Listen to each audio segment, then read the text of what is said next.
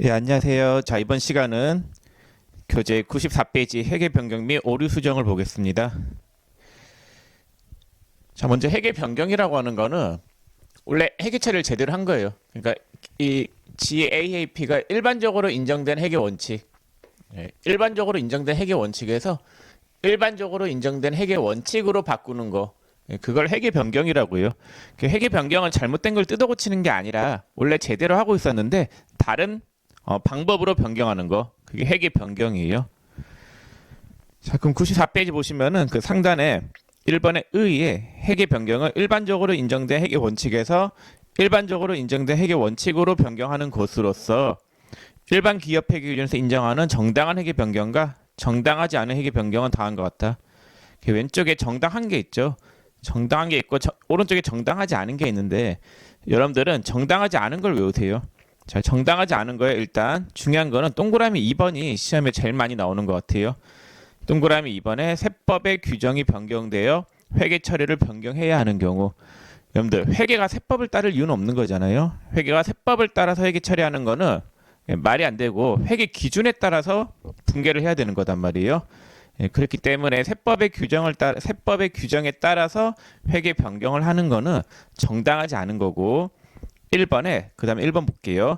재무적 기초 경고 및 이익 조정 목적으로 변경하는 경우, 이익 조정 목적으로 변경한다. 이게 합리적이에요? 합리적이지 않죠? 자, 그 다음에 동그라미 3번에 주식회사의 외부 감사에 관한 법률에 의하여 최초로 회계 감사를 받는 경우, 그러니까 기업이 일정 규모 이상이 되면은 그 회계 감사를 받아야 돼요.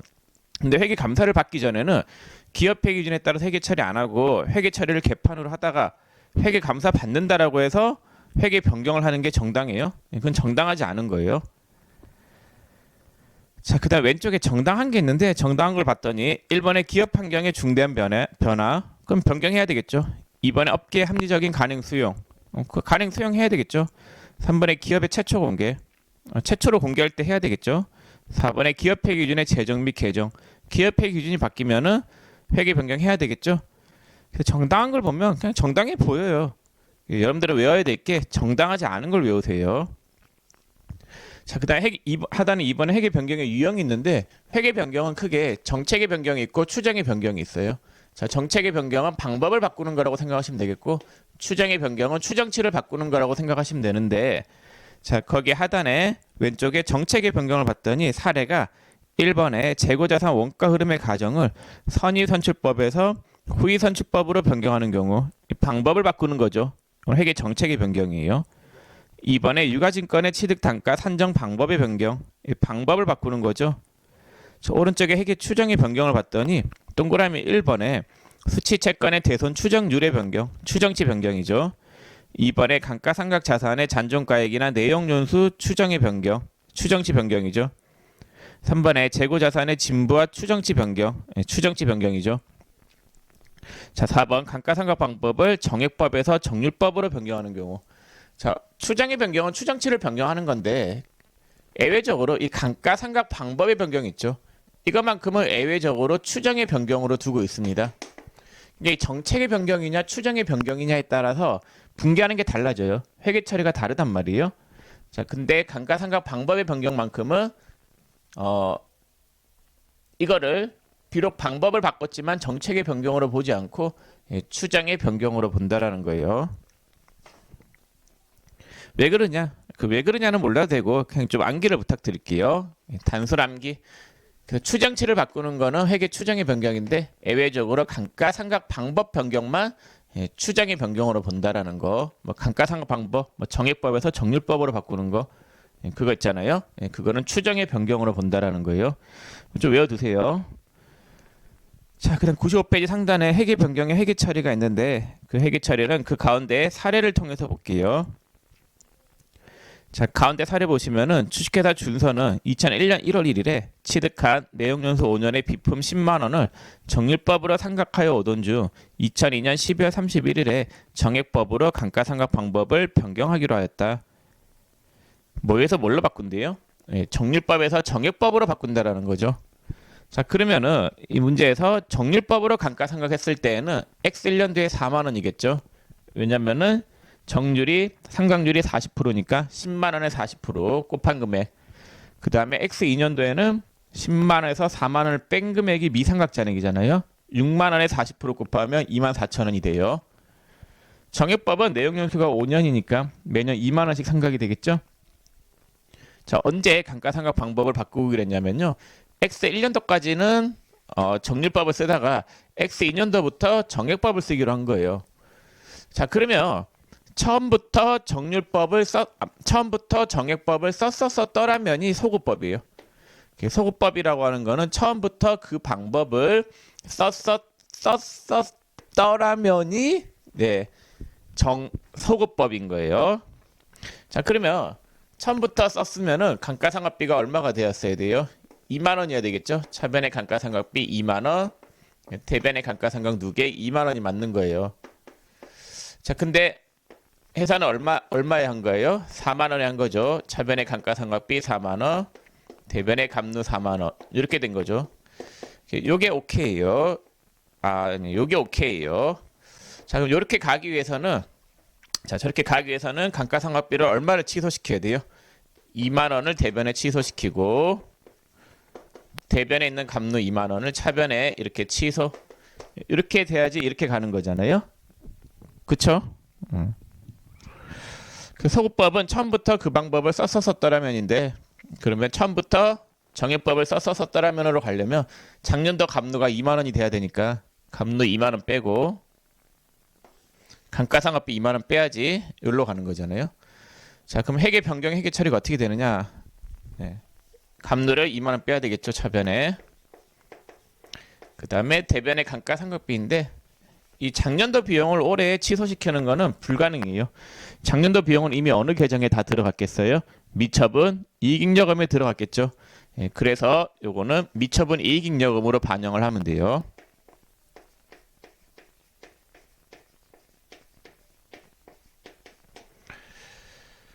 자, 그리고 올해부터 감가상각비 얼마로 계산하면 돼요? 올해의 감가상각비는 차변의 감가상각비 2만 원, 대변의 감가상각 누계액 2만 원. 이렇게 분개하면 되겠죠? 자, 이렇게 처리하면 돼요. 이게 소구법이에요.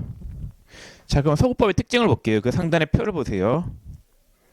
자, 표에 회계 처리가 신방법으로 소급 수정하되 신방법과 구방법의 차이를 이익잉여금에 반영한다. 그렇죠. 차익 부분을 잉여금에 반영하고 있죠.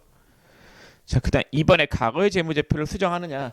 자, 과거 재무제표를 소구법. 자, 소구법은 과거 재무제표를 수정을 하죠. 자, 수정을 해요. 자, 이게 맞물리는데 과거의 재무제표를 수정한다는 말이 잉여금을 건드린다는 거죠. 작년도에 넘어온 잉여금을 건드려가지고 과거의 이익잉여 처분계산서 상에 요 금액을 수정하겠다는 거예요. 감루도 반영해가지고 수정하겠다라는 거거든요. 자, 그럼 과거의 재무제표를 수정하기 때문에 얘는 재무제표가 비교 가능성은 증대가 돼요.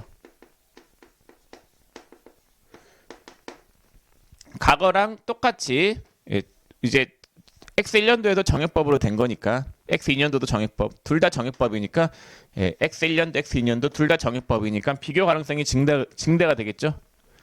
자, 근데 비교 가능성은 증대가 되나 뭐는 떨어지냐면요, 신뢰성은 떨어진다.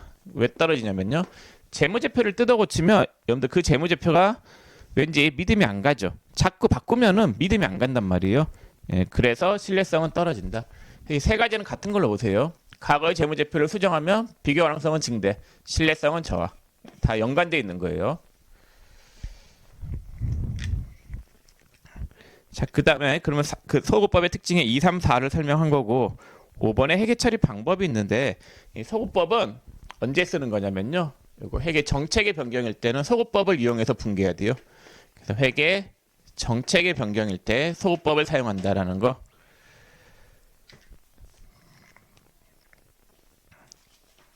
자, 그 다음에 단기 일괄처리법을 볼 건데 그 회계처리는 96페이지 상단에 나와 있어요. 자, 그럼 분개가 단기 일괄처리법은 어떻게 되냐면요, 자, 처음부터 그 방법을 썼었더라면이에요. 얘도. 그럼 대변에 있는 갑누를 차변에 2만 원 취소시키고 그 다음에 차변에 있는 감가상각비를 대변에 취소시키는데 이게 소급법은 작년도 재무제표를 뜯어 고쳐서 잉여금으로 반영하는데 단기일괄 처리법은 회계 변경으로 인한 누적 효과 대변의 감가상각비 2만 원 취소시키면 수익이죠 수익. 요거를 단기 손익으로 반영하는 게 단기일괄 처리법이에요. 그래서 회계 변경 이익 뭐 이런 계정 과목을 써서 영업의 수익으로 처리하는 게 수익 계정으로 처리하는 게 단기 일괄 처리법이다. 자, 그러면 요거는 회계 변경으로 인한 누적 효과를 단기 손익에 반영하는 거고, 요거는 작년도 재무제표를 뜯어 고치는 거단 말이에요. 단기 손익에 반영되니까 단기 이익잉여금 처분 계산서하고 손익계산서에 영향을 미치겠죠. 자, 그리고 단기의 감가상각비는 똑같이 2만 원, 대변의 갑누 2만 원 이렇게 돼요. 자, 그러면 얘는 과거의 재무제표를 수정해야 하네요. 자, 단기일괄 처리법은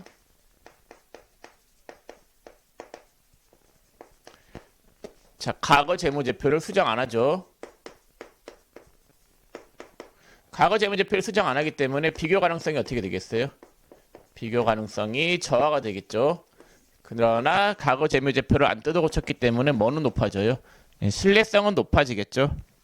자, 그래서 95페이지 상단에 특징을 보시면은 자, 거기 2번, 3번, 4번에 대한 내용이 나와 있고, 근데 얘는 한 가지 단점이 있는데 뭐가 있냐면요. 회계 변경을 함으로 인해서 단기 손익이 바뀌어 버리죠. 단기 손익이 왜곡될 수가 있어요. 그래서 단기 손익이 왜곡돼서 이익 조작 가능성이 있어요. 그래서 거기 책에 이익 조작 가능성이 있다라고 나와 있죠. 자, 그럼 소급법하고 단기일괄 처리법은 둘 다 그 회계 변경으로 인한 누적 효과를 고려하는데 얘는 작년도 재무제표를 뜯어 고쳐서 잉여금에 반영하는 거고 얘는 단기 손익으로 반영하는 거예요. 그렇게 차이가 있습니다. 자, 그다음 전진법이 있어요. 자, 전진법은 회계 변경으로 인한 누적 효과를 전혀 고려하지 않고 단기에 이제 이때까지는 정률법 한 거를 인정해주고 이제 X2년도부터 정액법을 쓰겠다라는 거예요. 그래서 X2년도부터 정액법이니까 차변의 감가상각비, 대변의 갑누인데 뭐 요 금액 계산하는 거는 뭐 2만 원은 아니에요. 왜냐면은 지금 10만 원 주고 샀는데 4만 원이니까 남아있는 금액이 얼마예요? 6만 원이죠. 남아있는 금액을 남아있는 내용 요소 4년으로 나누면은 15,000원만 감가상각을 해야 돼요. 이때부터 새롭게 감가상각을 시작하는 걸로 봐요. 정액법으로. 그래서 소급법에 따른 감가상각비는 이렇게 구하는데 몰라도 돼요. 그냥 특징만 알아두세요. 자, 전진법은 특징이 뭐냐?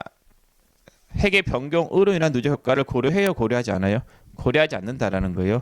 자, 그럼 95페이지 상단에 전진법 특징을 보세요. 자, 이번에 과거의 재무제표를 고쳐요, 안 고쳐요? 회계 변경으로 인한 누적 효과를 전혀 고려하지 않기 때문에 수정을 안 해요. 자, 수정을 안 하는데 전진법은 과거 재무제표 수정을 안 한다. 수정을 안 하기 때문에 비교 가능성은 어떻게 되겠어요? 비교 가능성은 저하가 되겠고 그 다음에 신뢰성은 어떻게 되겠어요? 신뢰성은 높아져요. 자, 근데 얘는 단점이 회계 변경으로 인한 누적 효과를 알 수가 없는 게 좀 단점이에요. 그런 단점이 있다라는 거. 자, 근데 전진법을 쓰면은 이런 거예요. 소급법 같은 경우에는 자, 재무제표의 신뢰성이 저하가 되기 때문에 자꾸 뜯어고치니까 신뢰성이 저하가 되잖아요. 그래서 단기일괄 처리법을 씀으로 인해서 단기일괄 처리법은 재무제표의 신뢰성을 높이는 데는 기여를 했으나 얘는 이제 단기 손익을 왜곡하는 가능성이 있죠. 단기 손익을 왜곡하는데 전진법을 쓰면은 단기 손익을 왜곡하진 않아요. 회계 변경으로 인한 누적 효과를 고려하지 않지만은 단기 손익은 회계 변경을 한다라고 해서 뭐 크게 바뀌거나 그런 건 없단 말이에요. 자, 그래서 그런 특징들이 있는데 각각의 특징들이 물고 물린단 말이에요. 그래서 여러분들 일단 특징을 외우기보다는 이해를 하는 게 중요할 것 같은데 소급법은 과거의 재무제표를 뜯어 고친다. 이걸 일단 잘 알아두시고 나머지 방법들은 과거의 재무제표를 뜯어 고치지 않기 때문에 특징 세 가지가 맞물리죠. 그래서 과거의 재무제표를 뜯어 고치냐 안 뜯어 고치냐에 따라서 특징이 맞물리는 거 일단 외우시고 자, 그 다음에 단기 일괄 처리법은 단기 손익이 왜곡, 전진법은 회계 변경 오류나 누적 효과를 파악하기 어렵다. 뭐 그런 특징이 있어요. 자, 그다음 전진법은 회계 추정의 변경일 때, 전진법은 회계 추정의 변경일 때 쓰는 회계 처리예요. 단기 일괄 처리법은 실무에서 쓰는 경우가 없고, 예, 그래서 소급법은 정책의 변경, 전진법은 추정의 변경 이렇게 되는 거예요.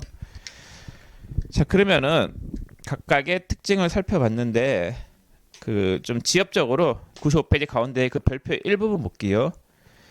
자, 회계 정책의 변경에 따른 누적 효과를 합리적으로 결정하기 어려운 경우에는 회계 변경을 전진적으로 처리한다. 자, 이 두 개가 헷갈리는 거예요. 그러니까 회계 정책의 변경은 뭘로 해야 돼요? 소급법이니까 회계 변경 의료나 누적 효과를 고려해야 되잖아요. 근데 회계 변경 의료나 누적 효과를 고려하기가 어려워요. 예, 그럴 때는 뭘로 쓰라는 거예요? 예, 전진법을 쓰라는 거예요. 전진법. 얘가 쓰기 어렵다라고 하면은 회계 정책의 변경이라고 하더라도 얘가 어렵다라고 하면은 예, 추정의 변경, 전진법을 쓸 수도 있다라는 거고. 자, 그다음 또한 회계 정책의 변경과 회계 추정의 변경이 동시에 이루어지는 경우 회계 정책의 변경에 의한 누적 효과를 먼저 계산한다.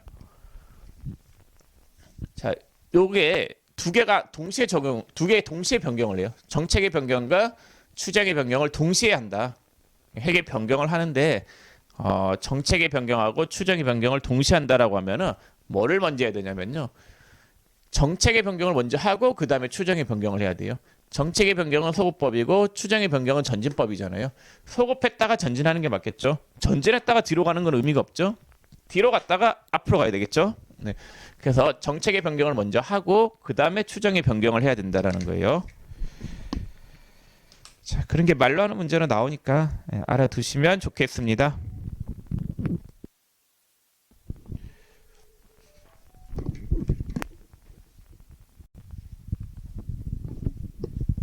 자, 그러면 회계 변경은 설명을 다 드렸고 그 다음에 96페이지 오류 수정을 좀 볼게요.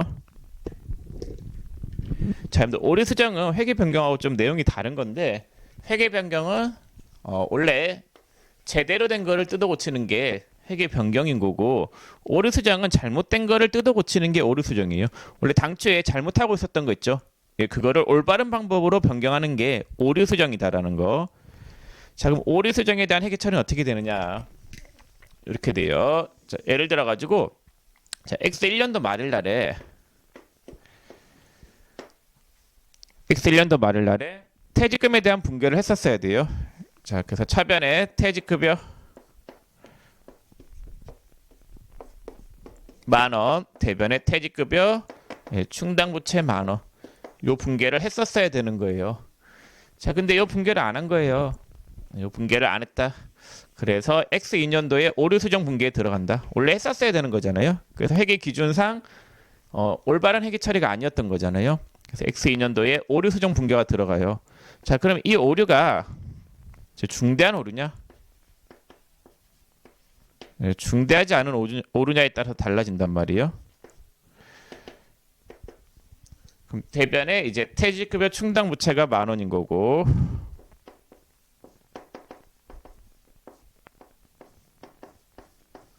자, 그 오류가 중대하다라고 하면 그건 뭘로 처리하냐면요. 네. 비용이잖아요. 비용을 잡아야 되는데 이 비용을 차변에 퇴직급여 10,000원. 이건 작년도 비용이잖아요. 그럼 작년도 비용이면 이미 작년도 재무제표에 다 반영이 되어 있었어야 되는 거니까 작년도 재무제표를 뜯어 고쳐야 돼요. 작년도 재무제표를 뜯어 고칠 때는 뭘로 쓴다라고 했어요? 미처분 이익잉여금을 쓴다라고 썼죠. 이미 작년도 손익이 미처분 이익잉여금에 반영이 되어 있을 거니까요. 자, 그래서 미처분 이익 잉여금 10,000원 중대한 오류일 때는 과거의 재무제표를 뜯어 고쳐야 돼. 뜯어 고쳐가지고 네, 그 재무제표를 비교식으로 표시했을 때 오류 수정에 대한 부분이 반영이 되어 있어야 돼요. 자, 중대하지 않은 오류다. 어쨌거나 대변에 퇴직급여 충당부채 10,000원 잡히는 거는 똑같고 중대하지 않은 오류일 때는 계정 과목을 정기 오류 수정 손실로 해서 정기 오류 수정 손실 10,000원으로 해서 얘는 손익계산서에 영업의 비용으로 표시하면 돼요. 손익계산서에 영업의 비용으로 표시가 된다라는 거예요. 자, 그래서 중대하지 않은 오류일 때는 계정 과목을 정기 오류 수정 손실로 해서 손익계산서의 영업의 비용, 중대한 오류일 때는 미처분 이익잉여금, 중대하지 않은 오류일 때는 정기 오류 수정 손실로 해서 손익계산서의 영업의 비용으로 처리한다라는 거. 자, 여기 오류 수정 분계입니다. 자, 근데 이게 여러분들이 전폐입력할 때는 계정 과목이 둘 다 똑같아요. 정기 오류 수정 손실이고 얘도 정기 오류 수정 손실이에요. 그래서 일반 전폐입력할 때는 분계가 똑같은데, 근데 이거는 계정 과목이 300번대 자본 쪽 계정 과목이고 얘는 계정 과목이 900번대 계정 과목이에요. 검색하면 두 개가 나올 거예요. 그래서 만약에 중대하지 않은 오류다라고 하면은 900번대 영업의 비용을 선택하면 돼요. 자, 오류 수정 분계까지 설명을 다 드렸고, 여러분들 거기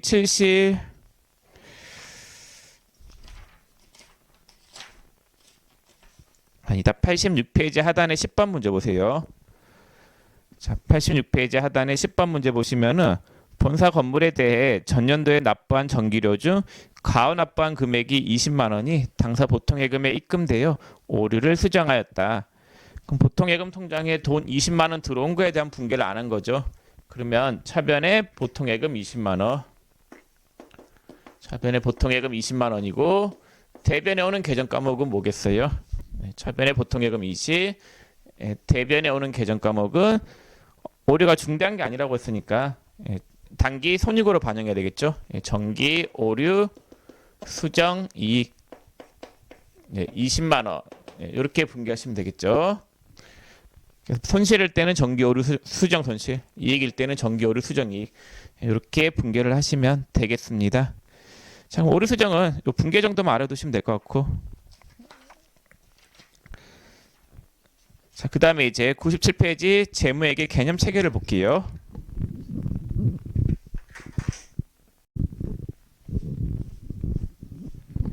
자, 그 다음에 재무회계 개념 체계인데, 자, 재무회계 개념 체계는 그 회계란 어떤 거냐, 거기에 대해서 이제 나와 있는 건데, 우리가 기업회 기준으로 보면은 재무회계 개념 체계가 나와 있어요. 근데 그거를 다 배우지는 않아도 되고, 그 중에서 일부 내용만 책에 실어 놓은 건데, 시험에서도 그 책에 있는 내용만 나올 거예요.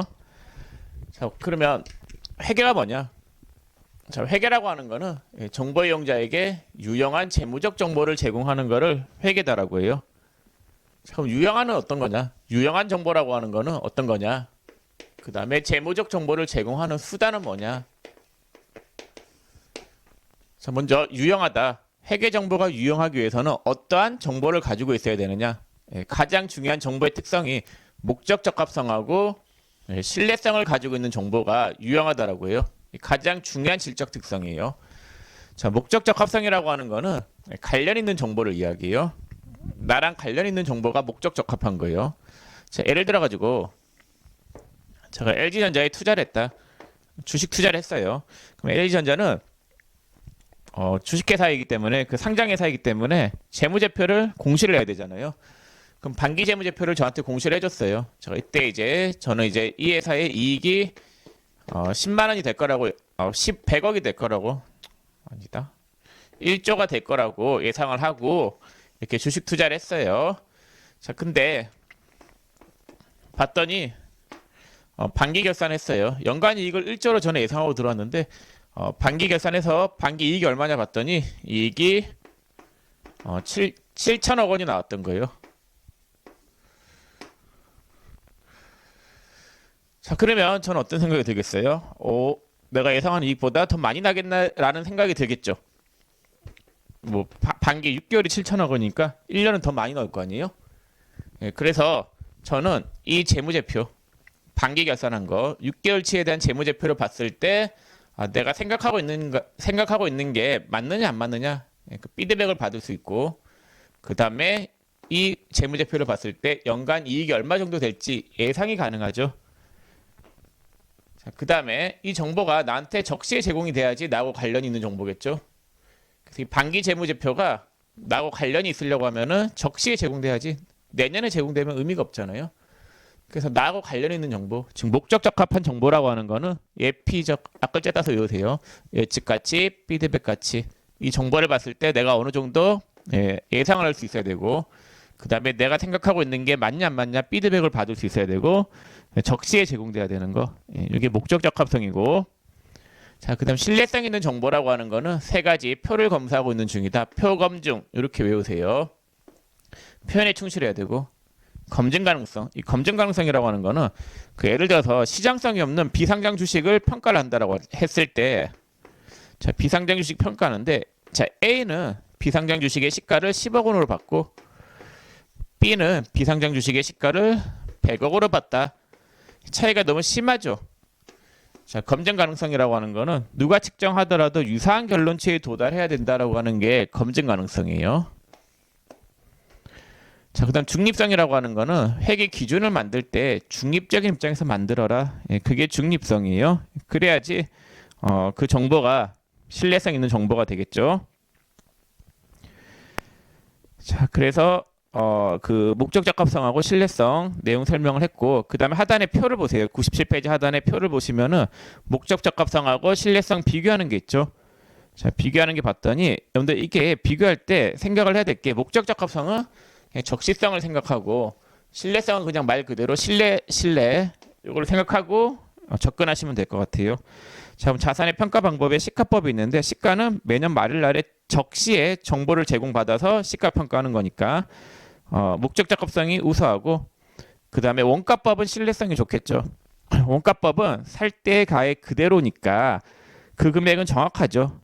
그리고 매년 말일 날에 뭐 시가를 알려주거나 그러진 않기 때문에 그 가액이 계속 우리가 처음에 자산 산 거가 그 가치는 계속 변동되잖아요. 그 변동되는 가치를 못 나타내고 있기 때문에 목적 적합성은 떨어져요. 그래서 목적 적합성하고 신뢰성은 서로 상충 관계가 있는데, 그 상충 관계에 대해서 지금 표로 나타내고 있는 거예요. 자, 이번에 수익 인식 방법이 진행 기준이 있는데, 진행 기준은 진행률에 따라서 수익을 인식하는 거니까 적시에 정보가 제공되죠. 자, 그 다음에 신뢰성은 완성됐을 때 수익을 알려주니까 정확하겠죠. 3번의 손익 인식 방법이 발생주의. 발생됐을 때 수익과 비용을 인식하는 게 더 적시에 정보가 제공되는 거죠. 그다음 현금주의는 믿을만 하겠죠. 돈이 들어오고 나갔을 때 수익과 비용을 잡는 게 가장 정확하긴 해요. 4번의 재무제표 보고가 분기나 반기 재무제표가 빨리 재무제표를 제공해 주는 거니까 적시성이 뛰어나죠. 목적 적합성이고, 결산 재무제표는 1년에 한 번 제공되는 재무제표인데 정확하게 작성해서 제공되겠죠. 아무래도 그 1년에 한 번 제공되는 게 그 재무제표가 한 번에 딱 한 번 제공되는 게 완벽하게 제공되는 거겠죠. 분기나 반기 재무제표는 좀 그 대강하는 경향이 있긴 해요.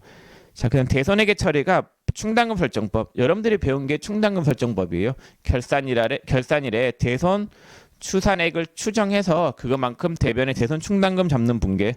그 적시에 대손에 대한 정보를 알려주기 때문에 목적 적합성은 뛰어나요. 자, 근데 직접 상각법이라고 있는데, 이 직접 상각법은 실제로 대손이 발생했을 때 대손 분계를 하는 거예요. 그게 더 신뢰성이 뛰어나겠죠. 충당금 설정법은 아무래도 추정치가 들어가기 때문에 신뢰성은 떨어져요. 직접 상각법은 진짜로 대손이 발생했을 때 분계를 하는 거니까 신뢰성은 더 높겠죠. 자, 그다음 98페이지 재무제표 볼게요. 자, 그럼 재무적 정보를 제공하는 수단이 재무제표인데, 이 재무제표는 종류가 5가지가 있어요. 정보 이용자한테 알려줘야 될 필수 재무제표 5가지. 재무상태표, 손익계산서, 현금흐름표, 자본변동표, 주석이 있어요. 자, 이 주석이라고 하는 거는 우리가 재무제표를 보면은 재무제표에 뭐 외상매출금 같은 게 10억 원 있다. 이게 누구한테 얼마 받을 건지 잘 모르잖아요. 그래서 주로 이렇게 빼가지고 주석이라고 하는 데서 주 1, 외상매출금은 누구한테 얼마 받을 거다. 이렇게 상세하게 내용 설명, 부연 설명을 해주는 게 주석이에요. 그럼 재무제표가 맞아요. 자, 근데 우리가 주기라고 하는 게 있는데, 주기는 재무제표가 아니에요. 이거는 안 알려줘도 상관없어요. 주기는 뭐냐? 뭐 우리가 재무제표에 보면 이익잉여금 해가지고 이익잉여금이 10억 원 있는데 간료해가지고 뭐 당기순이익이 요 내에 뭐 1억이 있다. 이렇게 간료해가지고 간단하게 알려주는 게 주기인데, 이건 달아도 그만 안 달아도 그만이에요. 자, 그 다음에 우리가 이익잉여금 처분계산서하고 뭐 제조원가 명세서가 있어요. 제조원가 명세서 뭐 이런 거는 재무제표가 아니에요. 정보이용자한테 알려줘야 될 필수 재무제표는 아니다. 이익잉여금 처분계산서는 이미 자본변동표 내에 그 내용이 다 들어가 있어요.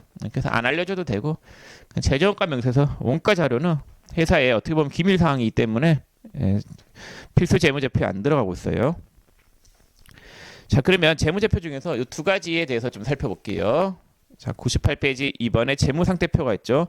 이 재무상태표는 시점 개념이에요. 일정 시점의 재산 상태를 나타내는 표다. 그래서 재무상태표는 시점 개념. 일정 시점의 재산 상태. 재산 상태라고 하는 거는 자산, 부채, 자본에 대한 걸 알려주죠. 손익계산서는 기간 개념이에요. 일정 기간의 이익이니까 경영 성과를 나타내는 표가 손익계산서예요. 그럼 재무상태표의 작성 원칙이 나와 있는데 동그라미 1번에 자산, 부채, 자본을 구분해서 표시하죠. 2번에 자산, 부채, 자본은 서로 상기하지 않고 총액으로 표시하고 있죠. 3번에 1년 및 정상적인 영업주기 이내이면 유동, 이후이면은 비유동. 자, 우리가 유동과 비유동을 나눌 때 있잖아요. 자, 유동자산이 있고 비유동자산, 그다음 유동부채, 비유동부채가 있죠. 유동과 비유동을 나눌 때 기준이 1년 이내, 1년 이후이면은 비유동이잖아요. 근데 기준이 이게 정상적인 영업주기 이내냐, 정상적인 영업주기 이후냐에 따라서 유동과 비유동이 또 구분이 되는 거예요. 자, 이게 무슨 말이냐면요. 배 만드는 회사들 있죠. 조선업들은 제 재고자산이 배예요. 이 배 만드는데 뭐 3년씩 걸리고 이런단 말이에요. 그러면은 재고자산은 유동자산이잖아요. 이게 3년이나 걸리는데 이게 유동자산으로 빠지면 돼요, 안 돼요? 그러면 안 되는 거잖아요. 그래서 1년 기준을 두면은 1년 기준을 둬버리면은 회사의 특성이 좀 만드는데 오래 걸리는 업종이다. 그런 업종들은 다 비유동으로 빠지게 될 거예요. 그래서 정상적인 영업주기 기준 내에서 유동, 비유동을 나누기도 해요. 그리고 예를 또 들어보면은 조선업 같은 경우에는 돈을 받는데 오래 걸려요. 외상매출금이 있을 거 아니에요? 그 외상매출금이 얘네들 입장에서는 돈을 받는데 한 3년 만에 받으면 되게 빨리 받은 건데 1년 기준을 더 버리면 외상매출금이 전부 다 비유동으로 빠질 수밖에 없단 말이에요. 그래서 그 회사의 정상적인 영업주기 이내에서 유동과 비유동을 나눠도 된다라는 거예요. 꼭 1년 기준을 적용하지 않고. 자, 그다음 4번에 유동성이 높은 것부터 낮은 순서로 배열. 유동성 배열법. 그쵸? 재무상태표는 여러분들 보시면은 처음에 여러분들이 현금을 배웠죠. 현금, 그러니까 계정 과목이 101번이 현금, 102번이 당좌예금. 그래서 이 자산하고 자산 부분이 유동성, 유동자산, 비유동자산 이렇게 구분되잖아요. 유동성이 높은 거, 즉 현금화가 빨리 되는 자산이 먼저 나오게 되어 있어요. 자, 그다음 5번 주주와의 거래인 자본잉여금과 영업활동의 결과인 이익잉여금으로 구분하여 표시한다. 그랬었죠. 자본 부분은. 6번 미결산 항목 및 비만 계정은 재무제표에 표시되어서는 안 된다. 미결산 항목, 가지급금, 가수금, 현금 가부죠. 이런 계정 과목은 임시로 쓰는 계정 과목이단 말이에요. 이런 임시 계정 과목은 재무제표에 표시되어서는 안 되는 거예요. 결산일까지 그 원인을 밝혀가지고 적절한 계정 과목으로 대체해야 되는 거고. 자, 그 다음에 3번에 손익계산서 볼게요. 손익계산서는 일정 기간 개념이죠. 1월부터 12월까지의 이익을 나타내는 표, 경영 성과를 나타내는 표이고. 자, 그 다음에 수익에서 비용을 빼면은 이익이잖아요. 그럼 수익을 인식하는 방법은 실현주의였었고, 비용은 수익 비용 대응의 원칙. 수익 비용 대응. 수익하고 비용을 인식하는 거는 발생주의에 따라서 인식하라고 썼죠. 앞에서 수익하고 비용할 때 배웠었잖아요. 그런 내용이 동그라미 1, 2, 3번에 있고. 자, 그 다음에 근데 그게 동그라미 4번 부분은 지우세요. 그게 잘못되어 있네. 그리고 동그라미 5번을 동그라미 4번으로 바꾸시고 동그라미 6번을 동그라미 5번으로 바꾸시면 돼요. 자, 동그라미 5번에 수익과 비용은 서로 상기하지 않고 총액으로 기재한다. 총액주의. 그쵸? 여러분들 손익계산서 봤을 때 수익하고 비용을 상기한 이익만 나타내지는 않았죠. 자, 6번 손익계산서상 이익은 매출 총이익, 영업이익, 법인세 차감 전 순이익, 당기 순이익으로 구분한다. 뭐 그랬었죠. 손익계산서 봤을 때. 자, 그 특징들을 알아두시고 그 다음에 이제 재무제표의 기본 가정을 볼게요. 자, 재무제표를 만들 때 가정이 필요한데 그 가정 중에서 첫 번째 기업 실체 가정이 있는데 이건 뭐냐면요. 재무제표를 만들 때는 기업과 관련된 것만 분개를 하라는 거예요. 예를 들어서 제가 저희 와이프한테 생일 선물을 사줬다. 그거를 회사의 재무제표에 반영시킬 필요가 있나요, 없나요? 없는 거잖아요. 자, 그래서 읽어볼게요. 그 기업을 소유주와는 독립적으로 존재하는 회계 단위로 간주하고 이 회계 단위의 관점에서 그 경제활동에 대한 재무적 정보를 측정 보고하는 것을 말한다. 즉 기업과 관련된 것만 분개하라 그 말이에요. 그 기업을 소유주와는 독립적으로 별개로 보라는 거죠. 자, 이번에 계속 기업에 가죠. 근데 기업이 오늘 당장 망한다라고 생각하면은 회계 처리하는 게 다 그 의미가 없는 거죠. 뭐 건물 같은 거도 자산을 잡아놓는 것 자체가 의미가 없단 말이에요. 그래서 기업이 계속해서 존속하리라는 가정을 하고 분개를 해야 되는 거고 3번의 기간별 보고의 과정. 재무제표를 만들 때 기간을 끊어서 하죠. 손익계산서 만들 때 기간을 1월부터 12월로 끊어가지고 우리가 발생주에 따라서 분개를 하는 거잖아요. 기간별 보고의 과정은 그런 개념인 거고. 자, 그 다음에 5번의 보수주의 볼게요. 보수주의는 선택 가능한 회계 처리 방법이 두 가지 이상 있을 때 이익을 낮게 보고하는 방법을 보수주의라고 해요. 자, 우리가 이제 첫 해년도 있죠. 1차 년도에 자동차를 샀는데 자동차를 샀을 때 정액법을 쓰면은 감가상각비가 500이고 정률법을 쓰면은 정률법이 감가상각비가 첫 해년도에 가득 예상된다라고 썼죠. 900이라고 할게요. 어떤 거를 선택하는 게 첫 해년도에 보수주의예요. 정률법이죠. 선택 가능한 방법이 이렇게 두 가지 이상 있을 때 이익을 낮게 보고하는 거, 즉 비용이 높으면 이익이 낮겠죠. 이익을 낮게 보고하는 것을 선택하는 방법을 정률법이다라고 해요. 정률법이 아니라 보수주의다라고 해요. 보수주의. 네.